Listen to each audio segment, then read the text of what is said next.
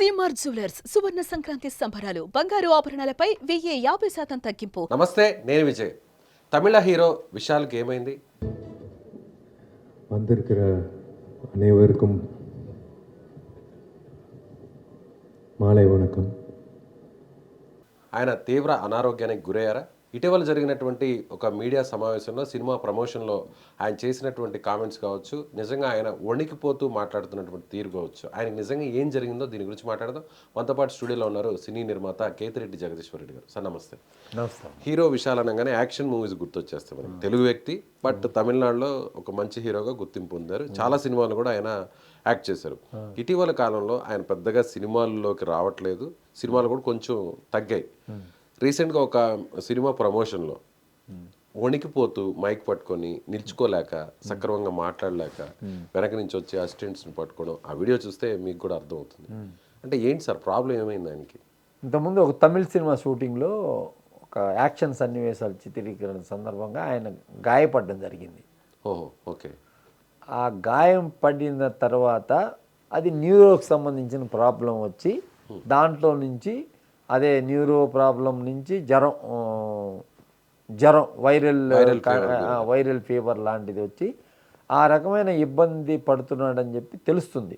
అంటే ఇప్పుడు ఆయన మీకేమైంది అని చెప్పకపోయినా మనం విజువల్ చూసాం కాబట్టి తర్వాత కనుక్కుంటే కొంతమంది చెప్పడం ఏంటంటే ఆ షూటింగ్లో జరిగిన సంఘటన వల్ల ఈ రకంగా జరిగిందని చెప్పవచ్చు. వారి తల్లిదండ్రులు అందరూ కూడా ఇది జీకే రెడ్డి గారని ఆంధ్ర ప్రాంతానికి చెందిన ఆయన. వాళ్ళు అక్కడ ఎక్స్పోర్ట్ బిజినెస్ చాలా రోజులు చిన్నప్పటి నుంచి అక్కడ ఈ సినిమా వాళ్ళ నాన్న కూడా సినిమాల్లో యాక్ట్ చేసేవాడు. ప్రొడ్యూసర్ కూడా ప్రొడ్యూసర్ కూడా ఉన్నాడు అనమాట. వీళ్ళ బ్రదర్ కూడా ప్రొడ్యూసర్. వీళ్ళ బ్రదర్ ప్రొడ్యూసర్ అంటే విశాల్ సినిమాలే ప్రొడ్యూస్ చేసేవాడు, బయట సినిమాలు లేదనమాట. వాళ్ళ మదర్ కూడా కొంచెం ఈ ఆర్టిస్టిక్ అంటే కొంచెం ఆమెకి కూడా కొంచెం ఇంట్రెస్ట్గా ఉంటుండేది. ఆమె air hostess. First air hostess అయితే లవ్ మ్యారేజ్ చేసుకున్నాడు వాళ్ళ నాన్న. వాళ్ళు ఇద్దరు కొడుకులు, మంచి ఫ్యామిలీ, బాగానే చేస్తూ ఉంటారు. ఆయన సినిమా ఫీల్డ్ అంటే వాళ్ళు ఎక్స్పోర్ట్ అనమాట. ఈ షర్ట్లు ఎక్స్పోర్ట్ ఎక్కువ ఉంటుంది కదా, మన మద్రాస్ నుంచి ఎక్కువగా ఈ షర్ట్లు ఎక్కువ ఎక్స్పోర్ట్ ఉంటాయి, బనియన్స్ షర్ట్లు అవి. ఆ ఎక్స్పోర్ట్ బిజినెస్ ఉండేటప్పుడు సినిమా వాళ్ళతో ఎక్కువ సంబంధాలు ఉంటే కోడి రామకృష్ణతో ఉంటే ఇంటి గుట్టు అనే సినిమాకు ఏదో దాంట్లో ఈయన ఒక మేజర్ క్యారెక్టర్ వేసి ప్రొడ్యూసర్గా ఉన్నాడు. ఆ తర్వాత సూర్యన్ అని ఒక సినిమా తీశాడు. అది వచ్చి శరత్ కుమార్ హీరోగా సినిమా తీశాడు. అది మంచి హిట్ అయింది. అలాగా వాళ్ళు సినిమా ఫీల్డ్లోనే ఉన్నారనమాట. విశాల్ కూడా అన్ని పదవులు అలంకరించాడు అనమాట. నడిగర్ సంఘంలో కూడా ప్రధాన కార్యదర్శిగా పనిచేశారు. అప్పుడు చాలా కాంట్రవర్సీస్ నడిచాయి. ఆ ఓట్ల లెక్కింపును కూడా కోర్టు ద్వారా తీసుకొచ్చి అప్పుడు లెక్కింపు జరిగింది. ఎప్పుడు కూడా ఏదన్నా కూడా సీరియస్గా రెస్పాండ్ అవుతారు, అగ్రెసివ్గా ఉంటారు. కానీ అలాంటి వ్యక్తి సడన్గా ఇలా చిన్న వయసులోనే ఇలా అయిపోవడం అంటే అది తాత్కాలికమైనటువంటి అనారోగ్య సమస్య, లేదంటే నిజంగా అంత సివియారిటీ ఉన్నటువంటి ప్రాబ్లం? తాత్కాలికమే అనుకోవచ్చు. ఎందుకంటే ఇది సినిమా ప్రీ రిలీజ్ ఈవెంట్ కాబట్టి. సినిమా ప్రమోషన్ అంటే ఏ సినిమా ప్రమోషన్ సార్? మదగజ రాజా అని ఓకే, ఒక తమిళ్ ఫిలిం అనమాట. ఈయన సినిమానే ఈయన యాక్ట్ చేశాడు. ఈయన పిక్చరే 12 సంవత్సరాల క్రితం నుంచి అది కోర్టులో ఆగిపోయింది. ఓకే. ఫైనాన్సర్కి బిట్వీన్ ఫైనాన్సర్కి వీళ్ళకి మధ్య సంఘర్షణలో అది ఆగిపోయింది. అది ఇప్పుడు కోర్టులో క్లియర్ అయింది. దాని సందర్భంగా నిన్న రావాల్సి వచ్చింది. అనారోగ్యంలో ఉన్నా రావాల్సిన పరిస్థితి. తాత్కాలికమే అని అంటున్నది. ఎందుకంటే మెడికల్ సైన్స్ పెరిగిపోయింది కదా. ఎక్కడున్నా వాళ్ళకి డబ్బులు బాగుంటాయి కాబట్టి ఎక్కడైనా ఏదో ఒకటి చేపించుకోగలుగుతారు. ఇదంతా తాత్కాలికమే అని చెప్తా ఉన్నారనమాట సినిమా. ఇప్పుడు మీరు ఆల్రెడీ కూడా తమిళ ఇండస్ట్రీతో కూడా మంచి టచ్లో ఉంటారు. సో మెదడుకి కంటికి ఉన్నటువంటి నరాలకు వచ్చిన సమస్య అనేది మనం మీడియాలో కూడా చూస్తున్నాం, చాలా వార్తలు కూడా విన్నాం. నిజంగా ఆ సమస్య అంత పెద్ద ఆలోచించాల్సిన ఇది కాదంటారా? యాక్చువల్గా బేసిక్గా ఏంటంటే కుర్రాడే కాబట్టి ఆల్రెడీ ఏంటంటే ఇప్పుడు కొంచెం ఇంతకుముందు మొన్నటి వరకు అతను ఎక్కడ జరిగింది ఎవరికి తెలియదు. ఈ మీడియా ప్రమోషన్ లో ఆ వీడియో బయటకు వచ్చిన తర్వాత అప్పుడు అందరికి అసలు ఏమైంది, విశాల్కి ఏమైంది? ఆ విశాల్ మొన్నటి వరకు అసలు అంతకుముందు వెరీ యాక్టివ్గా ఉండేవాడు. రాజకీయ పార్టీ పెట్టాలని ఒక నేపథ్యంలో ఉండేవాడు.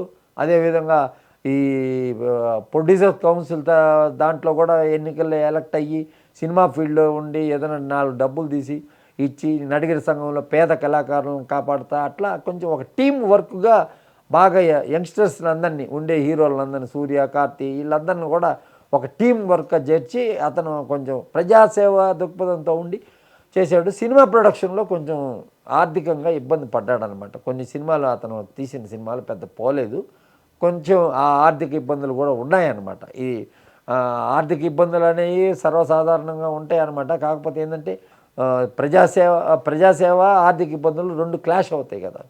కాబట్టి ఏంటంటే ఈ మధ్యకాలంలో అతను వెరీ యాక్టివ్గా ఎక్కడ కూడా వస్తున్న దాఖలాలు లేవు. కాకపోతే ఇప్పుడు వచ్చాడు, తొందరలో అతనికి నయం అవుతుందనే తెలుస్తుంది. వచ్చాడు కాబట్టి ఇప్పుడు పట్టుకోవడం వెనకాల వచ్చి కుర్రోళ్ళు పడిపోయే పరిస్థితి ఉంటే నిలబడలే పరిస్థితి అంటే నర్వస్ సిస్టమ్ వల్ల ప్రాబ్లం వల్ల ఈ రకంగా జరిగిందేమో. సో మీరు ఆల్రెడీ అక్కడ ఇండస్ట్రీ వాళ్ళతో కూడా మాట్లాడి ఉంటారు. సో మీకు వచ్చిన సమాచారం అయితే ఇది ఒక తాత్కాలికంగా ఉన్నటువంటి సమస్య. తాత్కాలికంగా ఉన్న సమస్య. ఒక్కొక్కరు ఏంటంటే అది ఇప్పుడు వచ్చిన నర్వస్ సిస్టమ్ ప్రాబ్లం వల్ల కిడ్నీ కూడా కొంచెం ప్రాబ్లం వచ్చింది. అక్కడి నుంచి జ్వరం వచ్చింది. All diseases related to one system కదా, ఆ సిస్టంలో పోతుంది అని చెప్పి చెప్తున్నారు. అది మనము ఎంతవరకు అంటే ఇప్పుడు అంత చెప్పేదే.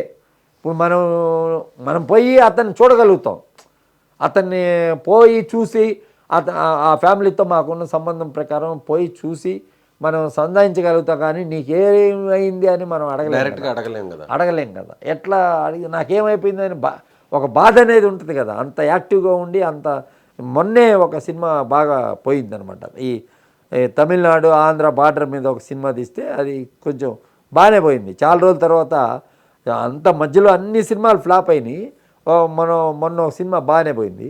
కాబట్టి ఏంటంటే విషయాలు ఏం పర్వాలేదు, అతను చాలా చేస్తున్నాడు, సామాజిక సేవలు అవి చేస్తున్నాడు. కాబట్టి విషయాలకి ఆరోగ్యం సరిగానే ఉంటుందని అనుకుంటున్నాం అందరు కూడా. సో ప్రజల బ్లెస్సింగ్స్ కూడా ఉంటాయి, నుంచి సాయం పొందినటువంటి వాళ్ళందరూ ఆశీర్వాదాలు ఉంటాయి. ఎందుకంటే రాష్ట్ర ప్రభుత్వాలు ఇస్తే కదా ఈ పింఛన్లు అని.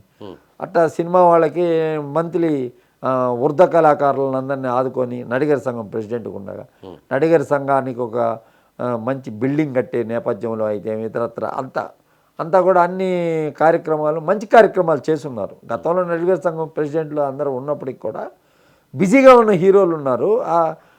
ఇతను 2 కూడా సరి సమానంగా చేసుకుంటూ వచ్చారు, సర్వీస్ చేస్తూ వచ్చారు, అలాగే సినిమాల్లో కూడా బిజీగా ఉంటూ వచ్చారు. అతని ఆరోగ్యం అన్ని రకాలుగా బాగుండాలని ఆ భగవంతుని కోరుకునే వాళ్ళు ఎక్కువ మంది ఉంటారు. తమిళనాడు రాష్ట్రంలో ఎక్కువ మంది ఉంటారు.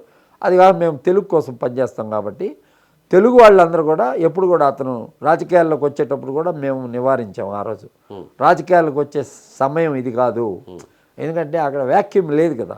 అంటే జయలలిత ఉన్నప్పుడు నేను రాజకీయ పార్టీ పెడతానని చెప్పి అనౌన్స్ చేశాడు అనమాట. చేసినప్పుడు జయలలితని కాదని కరుణానిధి స్టాలిన్ గారి పార్టీ కాదని నువ్వు చేయలేవు కాబట్టి నీకు రాజకీయం అనేది అనవసరం అని చెప్పి ఆ రోజు మేము సలహా ఇవ్వడం జరిగింది.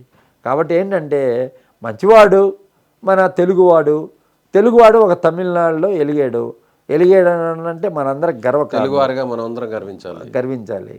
కాబట్టి ఏంటంటే ఆరోగ్యరీత్యా అతను నయం అవుతాడని కోరుకుంటాం. Right sir, thank you sir. ఇది నిర్మాత కేతిరెడ్డి జగదీశ్వర్ రెడ్డి గారు చెప్తున్నట్టుగా ఇది తాత్కాలిక అనారోగ్య సమస్య, ఇది దీర్ఘకాలికమైనటువంటి సమస్య కాదు. ఖచ్చితంగా హీరోగా కూడా రాణిస్తూ మరోవైపు నడిగర్ సంఘం తరపున చాలామంది కళాకారులకు సహాయం అందించాడు, సేవలు కూడా చేశాడు. కాబట్టి అందరి ఆశీర్వాదాలు ఖచ్చితంగా ఉంటాయి. తిరిగి ఆయన ఆరోగ్యంగా మళ్ళీ వచ్చి సినిమాల్లో యాక్ట్ చేస్తారని చెప్తున్నారు. Thank you so much.